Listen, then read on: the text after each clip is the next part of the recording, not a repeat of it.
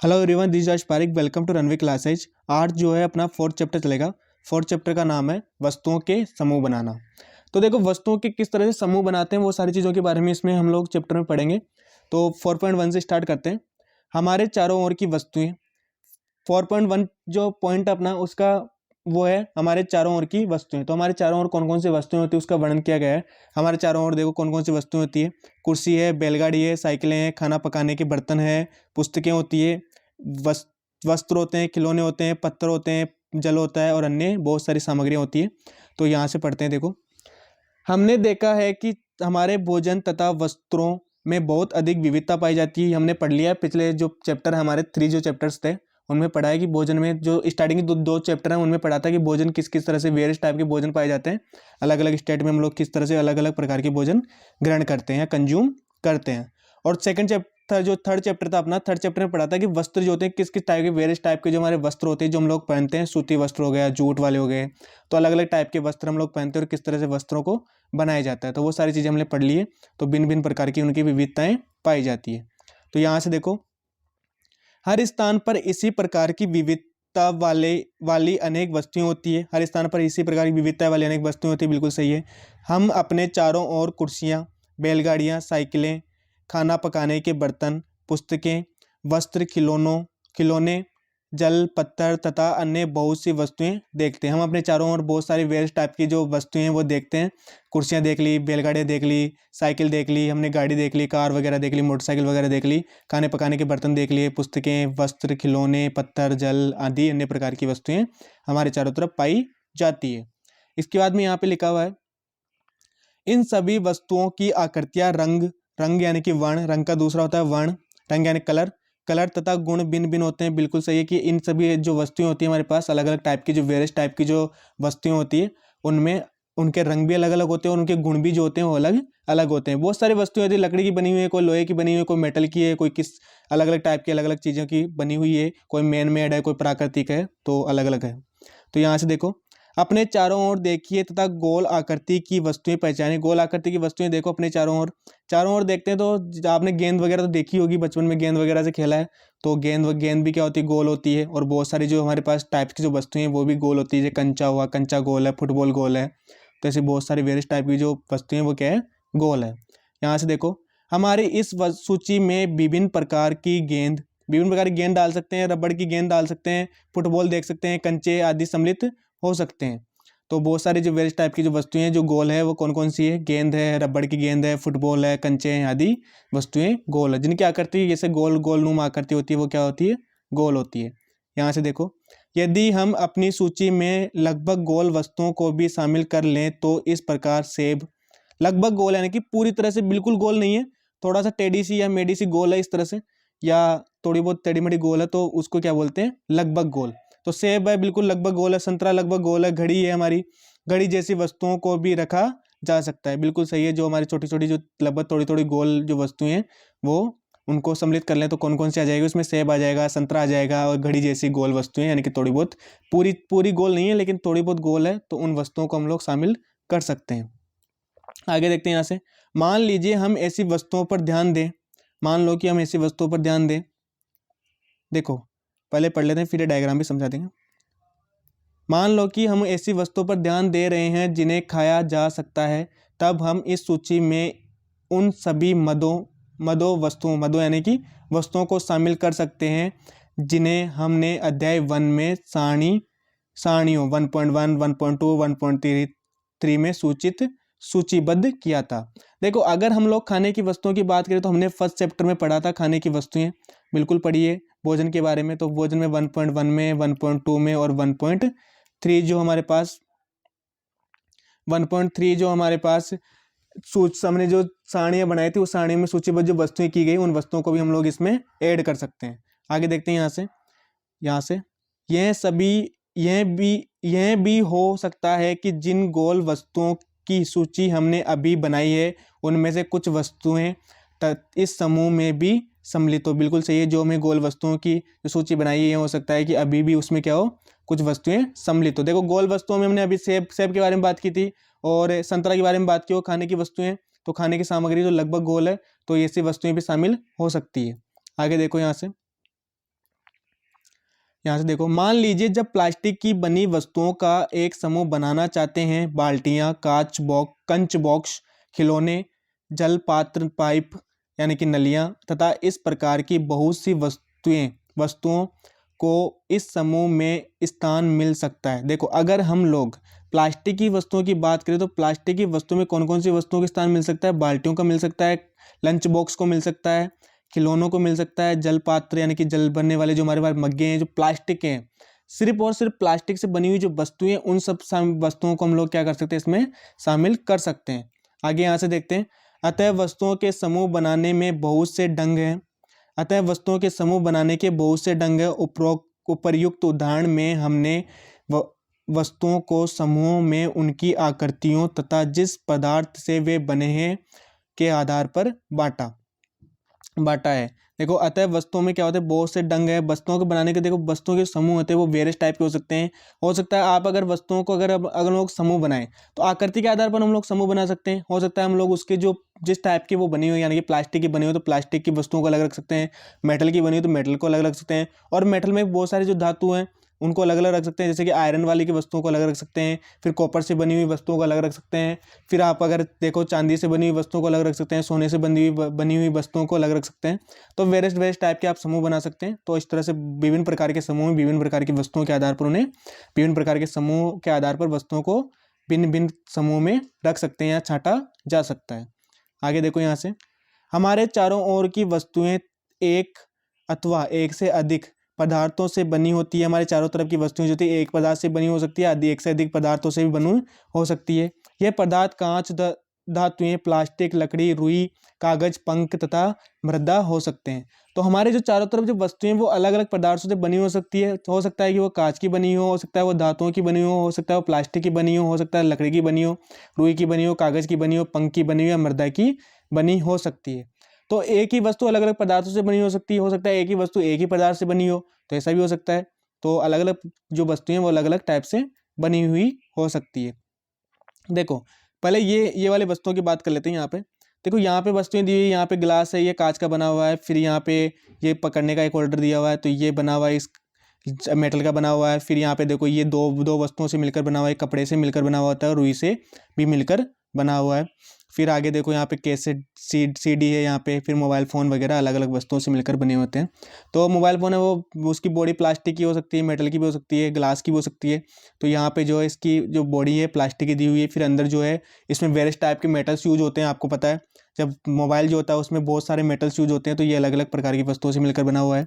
तो एक प्रकार की वस्तु से मिलकर बना हो सकता है, या अलग अलग प्रकार की वस्तुओं से भी मिलकर बने हो सकते हैं। अलग अलग प्रकार की चीज़ों से भी मिलकर वस्तुएं बनी हो सकती है, एक ही प्रकार की चीज़ों से मिलकर वस्तुएं बनी हुई हो सकती है। तो आगे देखते हैं यहाँ से क्रियाकलाप 1 में देखो, आइए अब हम अपने चारों ओर से जितनी संभव हो सके उतनी वस्तुओं को एकत्रित करते हैं। तो आइए हम अपने चारों तरफ जितनी वस्तुएं संभव हो सके उतनी वस्तुओं को एकत्रित करते हैं। हम में से प्रत्येक अपने घर से प्रतिदिन उपयोग में होने वाली एक वस्तु ला सकते हैं।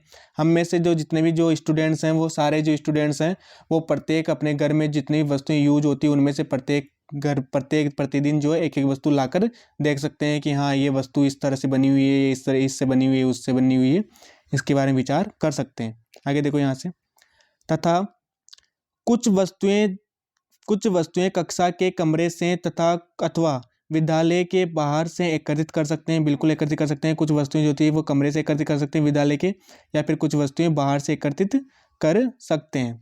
हमारे इस संग्रह में हमारे पास क्या होगा, चौक होगी। हमारे इस संग्रह में जो हमारे पास क्या क्या हो सकता है, देखो अगर स्कूल से जो क्लासरूम वगैरह से अगर हमने एकत्रित किए तो क्या क्या हो सकती है, चौक हो सकती है, पेंसिल हो सकती है, हमने नोटबुक हो सकती है, रबड़ हो सकती है, डस्टर हो सकता है, हथौड़ा हो सकता है, कील हो सकती है, साबुन हो सकती है, पहिए का आरा हो सकता है, कुछ भी हो सकता है। कोई भी टाइप की वस्तुएं जो आपके घर में आप यूज कर सकते हैं, या आप अपने जो स्कूल में यूज करते हैं, या बाहर से उठाई हुई वस्तुएं कोई भी हो सकती है।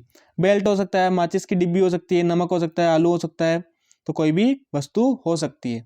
आगे यहाँ से देखो, हम वस्तुओं की एक ऐसी सूची बना सकते हैं जिनके बारे में हम केवल सोच ही सकते हैं, तथा कक्षा के कमरे में ला नहीं सकते। कुछ ऐसी वस्तुएं भी है जिनके बारे में हम केवल सोच सकते हैं लेकिन उनको लाना संभव नहीं है। जैसे देखो, अगर आप लोग दीवार के बारे में सोचोगे, दीवार को उठाकर लाना संभव तो नहीं है इस क्लास में, नहीं है ना।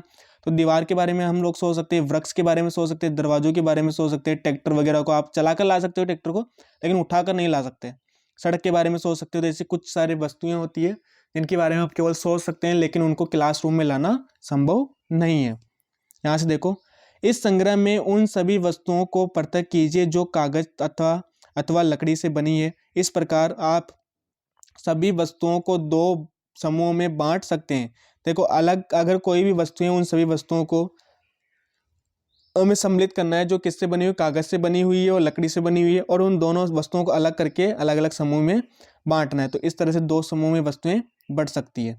आगे देखते हैं यहाँ से, इनमें से एक समूह की सभी वस्तुएं कागज की अथवा लकड़ी से बनी है तथा दूसरे समूह की उनकी वस्तुएं इन पदार्थों से नहीं बनी है।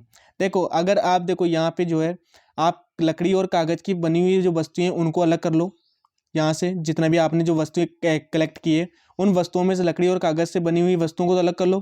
फिर उसके बाद में एक समूह तो आपने पास बन जाएगा जिसमें किसकी बनी हुई वस्तुएं, लकड़ी की बनी हुई वस्तुएं और कागज की बनी हुई वस्तुएं। और दूसरा समूह जो बनेगा वो उसमें बनेगा कि इसके अलावा, यानी कि वस्तुएं जो कागज और लकड़ी के अलावा जो वस्तुएं हैं उनका एक समूह बन जाएगा और लकड़ी और कागज की बनी हुई वस्तुओं का एक समूह बन जाएगा। तो इस तरह से दो समूह बन जाएंगे हमारे पास। अब आगे देखो यहाँ से, इसी प्रकार हम खाना पकाने के उपयोग होने वाली वस्तुओं को पृथक कर सकते हैं। इसी प्रकार हम लोग खाना पकाने वाली जो वस्तुएं हैं उनको भी पृथक कर सकते हैं। अब आगे देखो यहाँ से, आइए हम कुछ अधिक योजनाबद्ध होते हैं। एकत्र की गई सभी वस्तुओं को सारणी 4.1 में सूची बनाइए। प्रत्येक वस्तु जिन जिन पदार्थों से बनी है उनको पहचानने का प्रयास कीजिए। इतनी लंबी सारणी बनाना जिसमें जितनी वस्तुएं संभव है उन सभी के बारे में सूचना एकत्र करके लिखना एक कौतुक हो सकता है। देखो, अगर आप जो है वो 4 पॉइंट सारणी जो है उसमें आप बनाइए एक सारणी, और इस सारणी में आपको एकत्रित करना है वस्तुओं को, उनके पदार्थों से, किस किस पदार्थों से बनी हुई वस्तुएं, उन पदार्थों के अकॉर्डिंग जो वस्तुएं उनको लिखना है। तो सारणी 4.1 देख लेते हैं।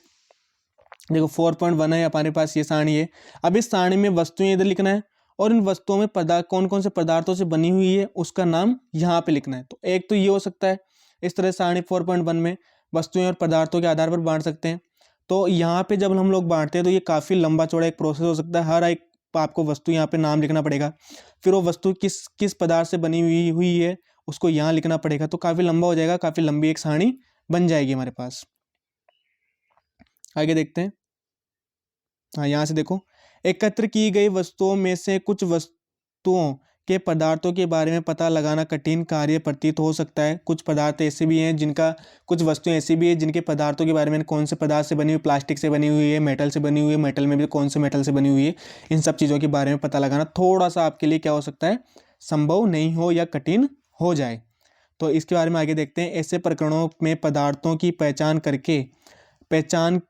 पहचान के लिए अपने मित्रों, शिक्षक तथा अभिभावकों से विचार विमर्श कीजिए। तो ऐसे प्रकरणों में अगर आपको पदार्थों की पहचान करनी है तो अपने शिक्षक से बातचीत कीजिए या अपने मित्रों से या अपने जो अभिभावक हैं यानी कि माता पिता हैं उनसे बात करके हम लोग पता लगा सकते हैं कि वस्तु कौन से पदार्थ से बनी हुई है। क्रियाकलाप 2 से देखते हैं। सारणी 4.2 में कुछ सामान्य पदार्थों की सूची दी गई है। इसके अतिरिक्त अपनी जानकारी के और अधिक पदार्थ आप इस सारणी के कॉलम फर्स्ट में जोड़ सकते हैं। अब प्रयास करके अपनी जानकारी की दैनिक उपयोग में आने वाली वस्तुओं के बारे में विचार कीजिए जो मुख्यतः इन्हीं पदार्थों से बनी है और उन्हें कॉलम 2 में सूचीबद्ध कीजिए। देखो, आपको क्या करना है कि आपको ये सारणी 4.2 है, 4.2 में आपको सारणी में यहाँ पे लिखना है पदार्थों के नाम कि लकड़ी, कागज, चमड़ा, प्लास्टिक, रुई, ये पदार्थों के नाम लिखना है यहाँ पे, और उन पदार्थों से बनी हुई वस्तुओं के नाम यहाँ पे लिखना है। तो ये थोड़ा इजी प्रोसेस है इसके अकॉर्डिंग, क्योंकि यहाँ पे वस्तुओं के नाम लिखोगे, फिर वस्तुओं कौन सी पदार्थों से बनी हुई वो नाम लिखोगे, तो ये थोड़ा सा मुश्किल हो जाता है। बाकी यहाँ पे जो है आपको पदार्थ इधर लिख लो, फिर एक साथ थोड़ा सा क्या है, जितनी इस पदार्थ लकड़ी से कौन कौन सी वस्तुएं बनी उन वस्तुओं का नाम यहाँ लिख लो, कागज से कौन कौन सी वस्तुएं बनी उन वस्तुओं का नाम यहाँ पे लिख लो, चमड़े से बनी हुई वस्तुओं के नाम यहाँ लिखना है, प्लास्टिक से बनी हुई यहाँ पे, और यहाँ पे लिखते लिखते सारा आपको सारणी या टेबल पूरी भर देनी है। आगे देखो यहाँ से, इन सब सारणियों में हमें क्या पता चलता है, पहले हमने वस्तुओं को कई ढंग से समूह में रखा, इसके पश्चात हमने यह पाया कि चारों ओर की वस्तुएं विभिन्न पदार्थों से बनी है। कई बार तो कोई देखो कहीं यहाँ पे हो सकता है कि यहाँ पे चारों जो वस्तुएं हैं, हमने क्या किया, पहले तो कुछ समूह के आधार पर वस्तुओं को रखा कि ये वस्तुएं, उनको क्या किया, सब उनके टाइप्स के अकॉर्डिंग कि यहाँ कोई एक टाइप चुन लिया हमने और उसके अकॉर्डिंग क्या है, समूह में वस्तुओं को रख दिया किसी ढंग से। और फिर उसके बाद में हमने क्या किया कि इस वस्तु को पदार्थों के आधार पर रखा कि कौन कौन से पदार्थ से कौन कौन सी वस्तु बनी, उसके आधार पर रखा, फिर उसके बारे में जानकारी प्राप्त की। आगे देखो यहाँ से, वस्तु एक ही पदार्थ से बनी होती है, कुछ कोई वस्तु तो होती है वो एक ही पदार्थ से बनी हो सकती है, तो ऐसा भी हो सकता है कि कुछ वस्तुएं जो है कई सारे पदार्थों से मिलकर बनी हो और फिर एक ही पदार्थ का उपयोग से कई वस्तुएं बनाई जा सकती है। तो यहाँ पे हो सकता है कि कोई कुछ वस्तुएं जो है वो एक ही पदार्थ से बनी हुई हो, एक ही वस्तु कई पदार्थ, और एक ही वस्तु जो है कई सारे पदार्थों से बनी हो सकती है, और फिर एक ही पदार्थ का उपयोग से कई वस्तुएं बनाई जा सकती है। तो एक कंडीशन, फर्स्ट कंडीशन ये हो सकती है कि कोई वस्तु है वो एक ही पदार्थ से बनी हुई हो। दूसरी कंडीशन ये हो सकती है कि कोई भी वस्तु जो एक से अधिक पदार्थों से बनी हुई हो। और तीसरी कंडीशन ये भी हो सकती है कि एक ही पदार्थ से हम लोग भिन्न भिन्न प्रकार की वस्तुएं बना सकते हैं। तो ऐसी बहुत सारी चीज़ें होती है जो हम लोग कर सकते हैं या बहुत सारी वस्तुएं बना सकते हैं। चलो यहाँ से देखो, यह कैसे निश्चित किया जाता है कि किसी दी हुई वस्तु को बनाने के लिए कौन कौन सा पदार्थ का उपयोग किया जाना चाहिए। ऐसा लगता है कि अभी हमें विभिन्न पदार्थों के बारे में और अधिक जानकारी की आवश्यकता है। तो हमें जानकारी प्राप्त करने की आवश्यकता है कि कौन कौन से पदार्थ जो होते हैं वो किस किस टाइप की कौन कौन सी वस्तुएं जो है वो किस किस टाइप के पदार्थों से बनी हुई है और ऐसे पदार्थों का उपयोग क्यों किया जाता है, इसके बारे में जानकारी प्राप्त करने के लिए हम पदार्थों के बारे में विस्तार से जानकारी प्राप्त करनी होगी। तो यहाँ से देखते हैं पदार्थों के गुण पढ़ेंगे। देखो पदार्थों के गुण में देखो यहाँ से, क्या आपने कभी यह जानने का प्रयास किया है कि ग्लास कपड़े का क्यों नहीं बनता। देखो ग्लास कपड़े का क्यों नहीं बनता है, क्योंकि उसमें सीधी सी बात है, वो जो होता है अगर कपड़े का हम लोग ग्लास बनाते हैं तो ग्लास में जैसे पानी डालेंगे तो वो नीचे निकल जाएगा बिल्कुल पानी, क्योंकि कपड़ा जो होता है वो उससे पानी जल्दी ईजिली बिल्कुल गीला हो जाता है और बिल्कुल ईजिली पानी बाहर निकल जाता है। लेकिन जो ये होता है ग्लास जो होता है अगर मेटल का हो या फिर कांच का हो, तो कांच का ग्लास या मेटल ग्लास से पानी बाहर नहीं निकलता, इसलिए उनका यूज किया जाता है। अध्याय 3 में कपड़े के टुकड़े के साथ जो प्रयोग हमने किया था उसे याद कीजिए तथा और यह ध्यान में रखिए कि हम ग्लास का उपयोग सामान्यतः द्रवों को रखने के लिए करते हैं, इसलिए यदि हम कपड़े का ग्लास बनाएं तो क्या हमारा यह कार्य काफ़ी हास्यास्पद प्रतीत नहीं होगा। ग्लास बनाने के लिए हमें कांच, प्लास्टिक, धातु अथवा कोई ऐसा पदार्थ प्रयोग में लेना होगा जिसमें से क्या होता है, पानी इजीली बाहर नहीं निकलता है। तो देखो लेना चाहिए जो जल को रोक सकता है। इसी प्रकार खाना पकाने के पात्र बनाने के लिए कागज का प्रयोग करना भी कोई बुद्धिमानी का कार्य नहीं माना जाएगा। देखो यहाँ पे जो है कहने का मतलब ये है कि हम लोग कागज का जो हम लोग कपड़े का है वो ग्लास नहीं बना सकते, क्योंकि कपड़े का ग्लास बनाएंगे तो उसमें से पानी इजीली बाहर निकल जाएगा। तो हमें ऐसे पदार्थ का यूज करना होगा जिससे कि पानी बाहर ना निकले, या जैसे कौन कौन सा यूज करें, कांच का यूज कर सकते हैं, प्लास्टिक का यूज कर सकते हैं, कोई ऐसे धातु का यूज कर सकते हैं जिससे कि पानी बाहर नहीं निकलता हो। और इसके बाद में अगर हम लोग खाना पकाने की वस्तुओं के बारे में बात करें तो खाना पकाने के लिए कौन सा यूज करना चाहिए। खाना पकाने के लिए भी किसका यूज करते हैं, मेटल का यूज करना जरूरी है, क्योंकि मेटल जो होता है वो ऊष्मा का सूचक होता है, लेकिन मेटल जो होता है पिघलता नहीं है। लेकिन कागज का यूज करेंगे तो कागज क्या हो, जल जाएगा, और कागज जलने की वजह से हमारा खाना नहीं पकेगा और कागज जल के राख बन जाएगा। तो चलो आगे देखते हैं यहाँ से। तब हम ये देखते हैं कि हमारे द्वारा किसी वस्तु को बनाने के लिए किसी पदार्थ का चयन किया जाना, उस पदार्थ के गुणों तथा उपयोग में आने वाली वस्तु के प्रयोजन पर निर्भर करता है। बिल्कुल सही है। देखो हम लोग अगर किसी भी पदार्थ का यूज करते हैं किसी वस्तु को बनाने के लिए, तो उस पदार्थ का उपयोग करना उस पदार्थ के गुणों पर निर्भर करेगा और उपयोग में आने वाली वस्तु के प्रयोजन यानी कि किस कार्य के लिए हम लोग वस्तु बना रहे हैं उसके ऊपर निर्भर करेगा। अब जैसे खाना पकाने के लिए बनाया तो कागज़ का यूज नहीं कर सकते, क्योंकि कागज़ जो होता है वो इजीली क्या होता है, जो हमारी ऊष्मा होती है यानी कि जो आग होती है उससे जल जाता है, इसलिए बर्तन बनाने के लिए कागज़ का उपयोग नहीं कर सकते। उसी तरह कपड़ा जो होता है उसका उपयोग पानी रखने के लिए, पानी को स्टोर करने के कोई भी बर्तन बनाने के लिए यूज नहीं कर सकते हैं। आगे यहाँ से देखो, अतः पदार्थों के वह सब गुण क्या हैं जो उसके उपयोग के लिए महत्वपूर्ण होते हैं। नीचे दिए गए गुणों की विवेचना की गई है। देखो नीचे दिए गए गुणों में विवेचना की गई है कौन कौन से गुण हैं जिसके अकॉर्डिंग हम लोग पता लगा सकते हैं कि पदार्थों का किस किस टाइप की वस्तु बनाने के लिए कौन कौन से पदार्थों का यूज करना चाहिए। यहाँ से देखो, दिखावट, पदार्थ प्राय एक दूसरे से भिन्न दिखाई देते हैं। लकड़ी लोहे से बिल्कुल भिन्न दिखाई देती है, बिल्कुल सही, लकड़ी जो होती है लोहे से बिल्कुल भिन्न दिखाई देती है। लोहा तांबे से अथवा एल्यूमिनियम से भिन्न दिखाई पड़ता है, परंतु फिर भी लोहे, तांबे तथा एल्यूमिनियम की कुछ समानताएं हो सकती है जो लकड़ी में नहीं पाई जाती है। तो दिखावट जो होता है, दिखावट के अकॉर्डिंग ये है कि अलग अलग पदार्थ जो होते हैं वो अलग अलग तरह से क्या करते हैं, दिखाई देते हैं। जैसे कि लकड़ी होती है, लकड़ी अलग दिखाई देगी आपको, और कोई भी पदार्थ जो होगा मेटल का जो बना हुआ है, धातु का जो पदार्थ बने हुए वो अलग अलग तरह से दिखाई देते हैं। लोहा आपको अलग दिखाई देगा थोड़ा, तांबा आपको और भी अलग दिखाई देगा, एल्यूमिनियम लोहे से भी अलग दिखाई देगा। तो अलग अलग टाइप के जो पदार्थ होते हैं वो अलग अलग तरह से दिखाई देते हैं, और उनका जो उसी आधार पर हम लोग उनको डिफाइन करते हैं कि कौन सा पदार्थ यह कौन सा पदार्थ है। तो लोहा, तांबे और एल्यूमिनियम में कुछ समानताएं हो सकती है, लेकिन दिखावट जो होती है वो अलग अलग होती है। जैसे कि इनमें होती है कठोरता पाई जाती है तीनों धातुओं में, है ना। तो इसके अलावा फिर ये ऊष्मा के चालक होते हैं वगैरह, अभी पढ़ेंगे जो भी है। तो लकड़ी जो होती है उनमें अलग पाई जाती है। अब यहाँ से देखो, क्रियाकलाप 3, विभिन्न पदार्थों गत्ता, लकड़ी, तांबे का तार, एल्यूमिनियम की सीट तथा चाक के छोटे छोटे टुकड़े एकत्रित कीजिए। क्या आपने कोई चमकीली दिखाई पड़ती है? क्या इसमें से कोई वस्तु जो है चमकीली दिखाई पड़ती है? बिल्कुल सही है, चमकीली दिखाई पड़ेगी आपको। तांबे का तार चमकीला दिखाई पड़ेगा, एल्यूमिनियम की सीट चमकीली दिखाई पड़ेगी आपको, और गत्ता या लकड़ी और चौक जो होती है वो चमकीली दिखाई नहीं पड़ेगी। चमकीले पदार्थों को एक समूह में पृथक कीजिए। अब आगे देखते हैं। अब जैसे ही आपके शिक्षक प्रत्येक पदार्थ को 2 भागों में कटे हुए पृष्ठ को ध्यान से देखिए। क्या आपने क्या पाया? क्या इन पदार्थों में से कुछ के ताजे कटे पृष्ठ चमकीले हैं? कुछ पृष्ठ क्या आपके वापस चमकीले हैं, तो चमकीले पृष्ठ होंगे। देखो एल्यूमिनियम का चमकीला पृष्ठ होगा, एल्यूमिनियम की शीट, और जो मेटल है यानी कि तांबे का तार वो भी क्या होगा, उसका पृष्ठ भी कटा हुआ जो है वो चमकीला प्रतीत होगा। आगे देखते हैं।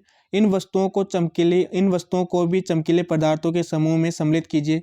जो वस्तुएं चमकीली है, हमें देखने में चमकीली है, उसको अलग रख लो। फिर काटने पर देखो, काटने पर अगर दिखने पर अगर कोई वस्तु चमकीली दिखाई देती है तो उसको भी चमकीले पदार्थों में हमें अलग करना है। आगे देखते हैं यहाँ से। क्या आप अन्य पदार्थों में इसी प्रकार की कोई चमक अथवा द्युति देखते हैं? क्या कोई ऐसे पदार्थ भी है जिनमें आप इसी प्रकार की चमक देखते हैं या द्युति देखते हैं? जैसे भी संभव हो सके किसी भी ढंग से इन्हें काटिए। ऐसा आप कक्षा में जितने भी पदार्थ के साथ कर सकते हैं, जितने भी पदार्थों के साथ कर सकते हैं उतने पदार्थों के साथ आपको करके देखना है, काट के देखना है, और कौन कौन से पदार्थ ऐसे हैं जिनमें चमक प्राप्त होती है। तो देखो यहाँ पे धातुओं के टुकड़ों में जो है वो चमक दिखाई देती है, विशेष रूप से धातुओं के टुकड़ों में चमक दिखाई देती है। तो ये ध्यान रखना कि धातु में क्या पाई जाती है, चमक पाई जाती है। आगे देखते हैं यहाँ पे, द्युतिवान तथा द्युतिहीन पदार्थों की सूची बनाई, यानी कि चमकीले और चमकीले जो पदार्थ नहीं है उनकी सूची बनानी है हमें। फिर आगे देखते हैं। काटने के समय पर आप पदार्थों के पृष्ठों को रेगमाल होता है कि जिससे खुरदरा होता है, एक टाइप का एक रेगमाल होता है, जिससे कि रगड़कर आप देखते हैं तो वहाँ की जो उसके ऊपर जो परत होती है, लेयर जो होती है तुम्हारे पास, तो जो घर्षित लेयर होती है, जैसे पदार्थ जो होता है हमारा थोड़ा पानी, वाटर और ऑक्सीजन के संपर्क में आने पर उसके ऊपर एक लेयर जम जाती है, वो हट जाती है। उसके बाद में आपको उसकी पदार्थ की जो चमक होगी वो आपको आसानी से दिखाई पड़ेगी। वे द्युतिवान है या नहीं, तो रेगमाल से जो होता है रेगमाल से आपको रगड़ कर देखना है। जैसे रेगमाल से आप रगड़ कर देखोगे तो आपको पता चल जाएगा कौन से द्युतिवान है, यानी कि जो कौन से चमकीले और कौन से चमकीले नहीं है। आगे देखते हैं यहाँ से। पदार्थ जिनमें इस प्रकार की द्युति होती है वे प्राय धातु होते हैं। जिन पदार्थों में चमक होती है वे पदार्थ कहलाते हैं धातु। लोहा, तांबा, एल्यूमिनियम तथा सोना धातुओं के उदाहरण। तो लोहा धातु के उदाहरण यानी कि मेटल के उदाहरण, तांबा धातु के उदाहरण, एल्यूमिनियम का धातु का उदाहरण है, सोना धातुओं के उदाहरण है, चांदी भी धातु का उदाहरण है। तो इस तरह से वेरियस टाइप के जो धातु हैं उनमें क्या पाई जाती है, चमक पाई जाती है। आगे देखते हैं यहाँ से, कुछ धातुएं बदुआ अपनी चमक खो देते हैं, कुछ धातु ऐसी भी होती है जो क्या होती है, अपनी चमक खो देती है और द्युतिहीन यानी कि निष्प्रभ दिखाई देने लगती है। कुछ धातुएं ऐसी भी होती है जो अपनी चमक खो देती है और उसके बाद में क्या दिखाई देने लग जाती है, द्युतिहीन यानी कि चमकहीन दिखाई देने लग जाती है। ऐसा उन पर वायु और नमी की अभिक्रिया के कारण होता है। तो ये ध्यान रखना इंपॉर्टेंट है कि धातुएं जो होती है वो किस कारण द्युतिहीन या निष्प्रभ या चमकहीन दिखाई देती है। तो उसका रीजन क्या है, उन पर वायु वायु देखो उन पर क्या आ जाती है, वायु तथा नमी की अभिक्रिया के कारण उन पर इस तरह से द्युतिहीन हो जाती है वो या चमकहीन हो जाती है। तो वायु और नमी की अभिक्रिया, वायु और नमी से अभिक्रिया करने के कारण धातुओं की चमक नष्ट हो जाती है। तो ये लाइन ध्यान रखना। इसके बाद यहाँ से देखते हैं, इसलिए हमें केवल ताजे कटे पृष्ठों पर ही द्युति यानी कि चमक दिखाई देती है। जब आप किसी लोहार अथवा वर्कशॉप का भ्रमण करें तो धातु की छड़ों के ताजे कटे पृष्ठों को देखने का प्रयास करें और यह भी देखें कि इसमें द्युति है अथवा नहीं है। तो आप जब भी किसी भी अगर लोहार की दुकान पर जाओ या कहीं पर भी जाते हो आप, तो वहाँ पर ये देखने का प्रयास करें कि जो भी आपके पास सामान है या वस्तु है उसमें चमक है या नहीं है।